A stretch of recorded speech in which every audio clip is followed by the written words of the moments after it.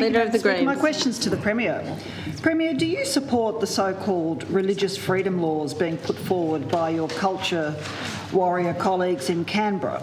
What is your response to a law that will override Tasmania's Anti-Discrimination Act and make it easier to offend, insult or humiliate, that is harm, LGBTI Tasmanians, people from culturally and linguistically diverse backgrounds, Tasmanian with disability, women, the elderly, and the list of marginalised people goes on? Premier, will you make any representation to your federal colleagues to wind back the federal bill in order to protect these vulnerable Tasmanians? Thank you. The Honourable the Premier.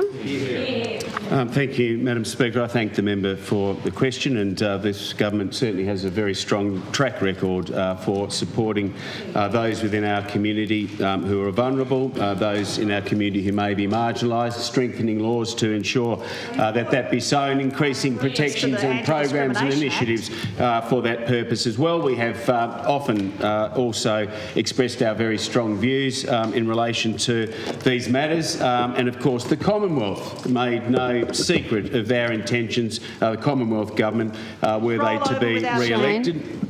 And obviously their policy position is one that they stand by, and certainly with respect to our colleagues, we will always seek to understand from them anything proposed that affects Tasmanians and their rights. And indeed, we've received a copy of the draft legislation to which the member refers, and as I've said publicly, and as the Attorney will do on behalf of government before reporting to government, and before we state more publicly our response to this draft legislation, which is out for consultation. We will take advice as to how it interacts with our laws and whether there are any constitutional issues that arise. Of course, they are contentious matters. We've previously expressed that, and complex legal matters as well.